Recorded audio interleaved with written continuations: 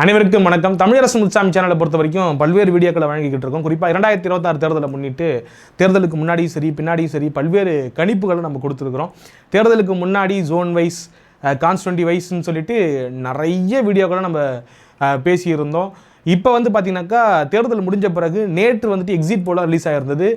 அந்த exit போலாக release ஆன சமயத்தில் நம்மளுமே நம்மளுடைய கருத்தை வெளிப்படுத்தியிருந்தோம். என்னவான ரிசல்ட் கிடைக்க போகுது, தமிழக அரசியலை பொறுத்த வரைக்கும், தமிழக சட்டமன்ற தேர்தலை பொறுத்த வரைக்கும் யாருக்கு சாதகமாக அமைய போகுது அப்படிங்கிறத விலாவரியாக விளக்கமாக நம்ம தெளிவாக பேசியிருந்தோம்.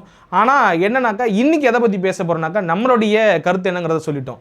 நிறைய எக்ஸிட் போலாக ரிலீஸ் ஆகிருக்கல, கிட்டத்தட்ட 10க்கும் மேற்பட்ட எக்ஸிட் போல் வெளியிட்டிருக்கிறாங்க. அதில் பெரும்பான்மையான எக்ஸிட் போல் என்ன சொல்லியிருக்காங்கனாக்கா திமுக ஜெயிக்க போகுது. 2-3 எக்ஸிட் போல் என்ன சொல்லியிருக்காங்கனாக்கா அதிமுக ஜெயிக்க போகுது. இதில் ஒட்டுமொத்த இந்தியாவே அதிர்ச்சிக்குள்ளான விஷயம் என்னன்னாக்கா ஒரு எக்ஸிட் போல் சொல்கிறதுக்கு தாவேகா ஜெயிக்க போகுது அப்படின்னு சொல்லிட்டு. ஆக இப்படியாக சுவாரஸ்யமான எக்ஸிட் போல்லாம் வெளியாகி இருக்கிறது. கடந்த காலங்களில் இந்த எக்ஸிட் போல்லாம் எந்த அளவுக்கு பலிச்சிருக்கு அப்படிங்கிறது கேட்டிங்கனாக்கா அதுக்கு என்கிட்ட பதில் கிடையாது. பெரும்பாலும் எக்ஸிட் போல்லாம் தோற்று போயிருக்குது, அதுவும் தமிழக அரசியல் கடத்தில். ஏன்னா எக்ஸிட் போலுங்கிறது அது எக்ஸிட் போலாக இருக்கலாம், ஒப்பீனியன் போலாக இருக்கலாம், எல்லாமே அதிமுக எதிராக தான் கட்டமைக்கப்படும். எல்லா காலகட்டத்திலையும் சரி. 2011 அதிமுக தோற்று போயிடும், 16 தோற்று போயிடும், 21 அதிமுக அழிஞ்சு போயிடும். இப்படி சொன்ன காலகட்டங்களில் இந்த பொதுவாகவே இந்த கருத்து கணிப்புகளை ஒட்டுமொத்தமாக தம்சமாக்கிட்டு அதிமுக பெருசாக பர்ஃபார்ம் பண்ணுவாங்க அப்படிங்கிறத நம்ம பார்த்துருக்கோம். ஆக அப்படியான ஒரு நகைப்புக்குரிய விஷயத்தை இந்த முறையை அரங்கேற்றிருக்கிறாங்க பல்வேறு சேனல்கள். அதை நம்ம அலசி ஆராய்வுமே, டீட்டெயிலாக பார்ப்போமே. இதில் என்னென்னா திமுகவுக்கு ஆதரவாக ஒரு 5-6 எக்ஸிட் போல் வெளியாக இருக்குன்னு சொன்ன தெரியுமா? அதில் என்ன நுட்பமான விஷயம், என்ன நகைச்சுவான விஷயம்னு பார்த்தீங்கன்னாக்கா ஒரு 2-3 எக்ஸிட் போல் பார்த்தீங்கன்னாக்கா ஒரே நம்பர் கொடுத்துருக்குறாங்க. நமக்கு என்ன தோணுது, அந்த மாதிரி இருந்தால் இவங்க எல்லாம் ஒரே கம்பெனி ஆளை விட்டு எடுக்க வச்சாங்களா, ஒரே ஏஜென்சி விட்டு எடுக்க வச்சாங்களா, இல்லை யாருடைய உந்துதலின் அடிப்படையில் சும்மா நம்பர் கொடுத்து இந்த நம்பரை போட்டு விடுங்க அப்படின்னு போட்டு விட்டாங்களா அப்படிங்கிற சந்தேகம் நமக்கு இயல்பாக எழும்புதில்லை. பொது சமூகத்தை ஒரு ஆளாக இருக்கக்கூடிய நம்மளால் இதெல்லாம் கேட்காமல் இருக்க முடியல. ஆக 140 அப்படிங்கிற ரேஞ்சில் சில எக்ஸிட் போல் கொடுத்துருந்தாங்க ஒரே மாதிரி. அதுவும் பார்த்தீங்கன்னாக்கா கிட்டத்தட்ட லாஸ்ட் டைம் அந்த ரிசல்ட்டை அப்படியே திருப்பி ரிப்ளிகேட் பண்ணியிருந்தாங்க எக்ஸிட் போல் அப்படின்னு தான் சொல்லி ஆகணும். ஆக அது எந்த அளவுக்கு உண்மைன்னு தெரியல. நாம் இன்னமும் கூட நம்மளுடைய அந்த கணிப்பில் ஸ்டபனாக இருக்கிறோம், ஸ்ட்ராங்காக இருக்கிறோம். நான் ஏற்கனவே சொன்னது தான், அதிமுக 140 எடுக்கிறதுக்கான வாய்ப்பு நிறையவே இருக்குது. மீதமுள்ள தொகுதிகளை திமுக ஜெயிக்கிறதுக்கான வாய்ப்பு இருக்குது, 90 வரைக்கும் ஜெயிக்கிறதுக்கான வாய்ப்பு இருக்கதான் நான் சொல்லியிருந்தேன். ஆக இந்த எக்ஸிட் போல் விவகாரத்துக்கு வருவோம். அப்போ 2 எக்ஸிட் போல் என்ன பண்ணியிருக்காங்கனாக்கா அதிமுக ஆதரவாக கொடுத்துருக்குறாங்க.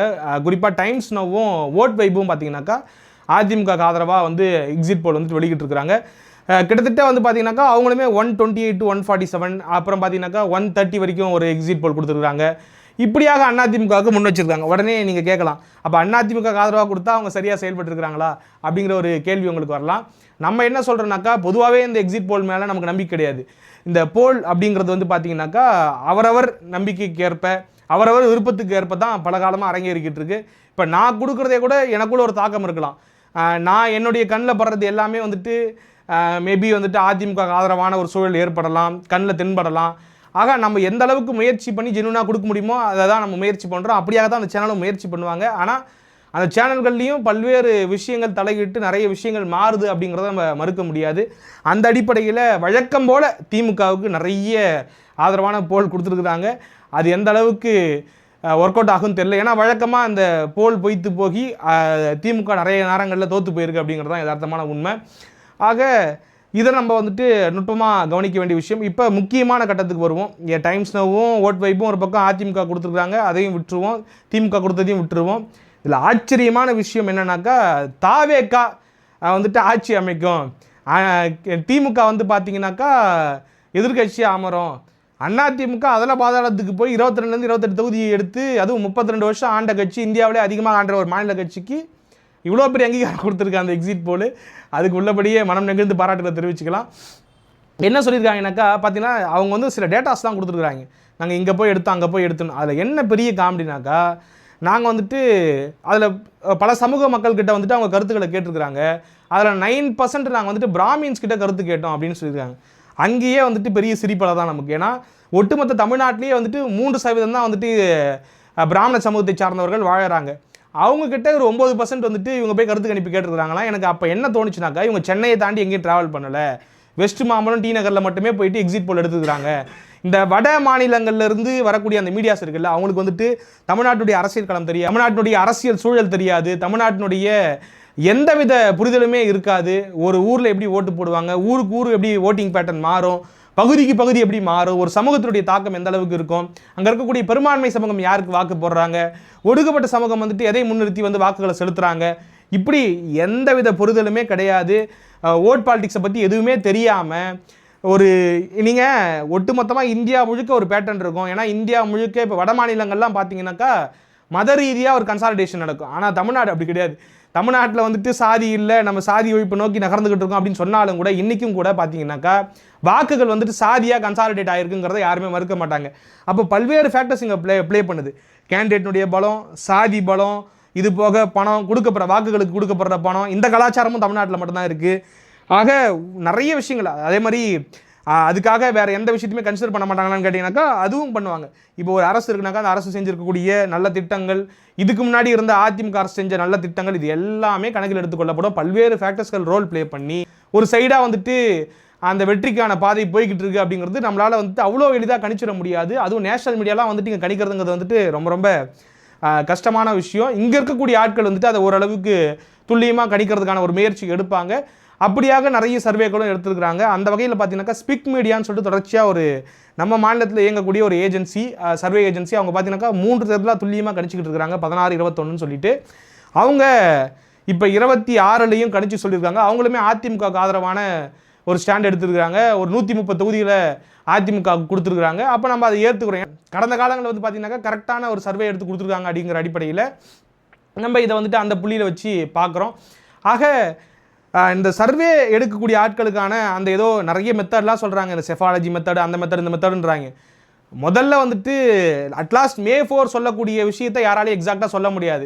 ஏன்னா கிட்டத்தட்ட எத்தனை பேர் வாக்கு போட்டிருக்காங்க, 4,85,00,000 பேர்கிட்ட வாக்கு போட்டிருக்காங்க. அந்த 4,85,00,000 இதயத்தையும் பிடுங்கி பார்த்து நம்மளால் யாருக்கு ஓட்டு போட்டிருக்காங்க அப்படிங்கிறத தெளிவாக சொல்ல முடியாது. அப்படிங்கிறதால குத்துமைப்பாக 1,00,000 சாம்பிள் எடுக்கிறது, ஒரு 70,000 சாம்பிள் எடுக்கிறது, 80,000 சாம்பிள் எடுக்கிறதுன்னு எடுத்து இவங்களுக்கு ஆதரவு அதிகமாக இருக்குது, இந்த பகுதியில் இவங்களுக்கு ஆதரவு அதிகம், அப்படி தான் சொல்ல முடியுமே தவிர அந்த அடிப்படையில் தான் இந்த எக்ஸிட் போல்லாம் வெளியாகிக்கிட்டு இருக்குது. ஆனால் ஒட்டுமொத்த தமிழ் சமூகத்தினுடைய மனநிலை என்னவாக இருக்குங்கிறத May 4 தான் தெரியும். ஆக ஆளாளுக்கு ஒரு கணிப்பு வச்சுக்கிட்டு இருக்கோம். அந்த வகையில் நானும் ஒரு கணிப்பு வச்சுருக்கிறேன். ஆனால் May 4 தான் வந்துட்டு எக்ஸாக்ட் ரிசல்ட்டுக்கான டே. அதனால் அன்றைக்கான நாள் வர வரைக்கும் நம்ம வெயிட் பண்ணிக்கிட்டு இருப்போம். யார் வந்து முந்த போகிறா, திமுக வந்து திரும்ப வரலாற்றில் இல்லாத அளவுக்கு தொடர்ந்து 2 முறை ஆட்சி அமைக்க போதா, திமுக ஏற்கனவே 2 முறை ஆட்சி அமைச்சிருக்கிறாங்க. எப்போனாக்கா அதிமுகங்கிற கட்சி உருவாவதற்கு முன்பாக, அதிமுக உருவானதுக்கப்புறம் அதிமுக மட்டுமே அந்த சாதனை நிகழ்த்திருக்குது. தொடர்ந்து 3 வாட்டி எம்ஜி ராமச்சந்திரன் அவர்கள் ஆட்சி அமைச்சார், தொடர்ந்து 2 வாட்டி செல்வி ஜெயலலிதா அவர்கள் ஆட்சி அமைச்சாங்க. இப்போ அந்த சாதனை செய்ய முடியாமல் தவிச்சுக்கிட்டு இருக்க திமுகவுக்கு இந்த எலெக்ஷன் வந்துட்டு கை கொடுக்குமா, அல்லது வழக்கம் போல வெற்றியை மட்டுமே அதிக முறை பார்த்து பழக்கப்பட்ட அதிமுக மீண்டும் அரியணை ஏறுமா அப்படிங்கிற கேள்வி தான் $1 மில்லியன் கேள்வியாக இருக்குது. இதில் என்னென்னா விஜய் ஜெயிப்பார்னு ஒரு ஆக்சிஸ் மை இந்தியா வர கோமாளித்தனமாக ஒன்று எடுத்து கொடுத்துட்டு போயிட்டாங்களே, இப்போ இது ஒர்க் அவுட் ஆகுமா? ஏன்னா எல்லாருமே இதை மறுக்கலை, விஜய் வந்துட்டு பெரிய அளவுக்கு வாக்கு சதவீதத்தை பெறுவாருங்கிறத சொல்லிக்கிட்டே இருக்கிறாங்க. அதை நானுமே நம்புகிறேன். ஆனால் என்னுடைய வந்து பார்த்தீங்கன்னாக்கா என்னுடைய கணிப்புங்கிறது 5 நிற்குது. ஆனால் நிறைய பேர் அது 20ன்றாங்க, 23ன்றாங்க, 24ன்றாங்க. ஏன் அவ்வளோ வாக்கு விழுந்துச்சு விஜய்க்குங்கிறது எனக்கு இன்றைக்கி வரைக்கும் தெரில. நானும் வந்துட்டு ஒரு பிறண்டு படுத்து யோசிச்சுக்கிட்டு இருக்கிறேன். ஏன் விஜய்க்கு ஓட்டு போட்டாங்கிற புரிதலை என்னால் ஏற்படுத்திக்கவே முடியல. என்ன சாதிச்சார், அரசியலுக்கு வந்து என்ன களமானாருங்கிறதுலாம் எனக்கு சுத்தமாக தெரியல. ஆக இதுவுமே ஒரு பெரிய தேர்ட் ஃபோர்ஸாக விஜய் வரப்போகிறாரு. அவர் சில தொகுதிகள் ஜெயிச்சாலும் ஆச்சரியப்படுறதுக்கு இல்லை அப்படிங்கிறதையும் எல்லாருமே பதிவு பண்ணுறாங்க. நம்மளுமே வந்து 0 to 4 அப்படின்னு சொல்லியிருந்தோம்.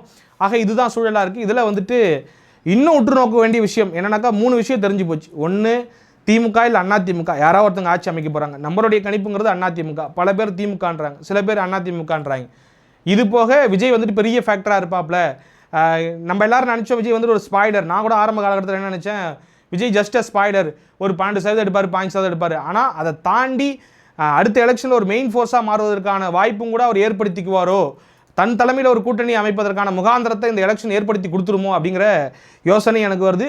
அது எந்த அளவுக்கு தமிழ்நாடு அரசியலுக்கு நல்லதுன்னு தெரியல. ஏன்னா இந்த பைபோலார் பாலிடிக்ஸில் திராவிட அரசியல் களத்தில் நம்ம பல முன்னேற்றங்களை கண்டிருக்கிறோம். இந்த 60 ஆண்டு கால திமுக அதிமுக ஆட்சி இந்த போட்டு செஞ்ச அந்த நலத்திட்டங்களால் தான் நம்ம இவ்வளோ பெரிய உயரம் அடைந்திருக்கிறோம். அந்த கொள்கை வழி நின்று செயல்பட்டு அந்த காரணத்தால் தான் நம்ம இந்த நிலைமைக்கு இருக்கிறோம் அப்படிங்கிறத நம்ம புரிஞ்சுக்கணும். இதையெல்லாம் தாண்டி எந்த அயற்சியின் காரணமாக விஜய்க்கு வாக்கு போச்சு அப்படிங்கிறது மக்களை தாண்டி இது இப்போ இருக்கக்கூடிய திராவிட கட்சிகள் வந்து தங்களை சுய பரிசோதனை செஞ்சுக்கணும். திமுக அதிமுக ஏன் இது மிஸ் ஆகுது, ஏன் இளைஞர்கள் ஓட்டு கைவிட்டு போகுது, ஏன் 90s கிட்ஸ் போடல, ஏன் 2K கிட்ஸ் போடல, பெரும்பாலான ஆட்கள் ஏன் விஜய்க்கு போடுறாங்க அப்படிங்கிறத சுய பரிசோதனை செய்து கொள்ள வேண்டிய காலகட்டம்னு நினைக்கிறேன். ஆக அதை செஞ்சுக்கணும். அதே போல் இப்போ வருத்தத்துக்குரிய விஷயம் என்னன்னாக்கா, அண்ணன் சீமான் அவர்கள் எல்லாரும் அண்ணன் சீமான் அவரோட ரொம்ப குறைவாக மதிப்பிடுறாங்க.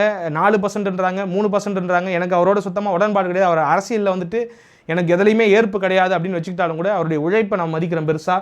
கிட்டத்தட்ட 2010 அரசியல் களமாடுறாப்புல, 4 பொதுத் தேர்தலில் சந்திச்சிட்டாப்புல. அவருடைய நிலைமை என்ன ஆகும் அப்படிங்கிறது தான் வந்து மக்கள் வந்துட்டு பெருசாக யோசிச்சுக்கிட்டு இருக்கிறாங்க. பல பேர் வந்துட்டு அவர் வாங்கின வாக்கு சதவீதத்தை எடுக்க மாட்டாப்புல, பாதி கீழே போயிடுவாருன்றாங்க.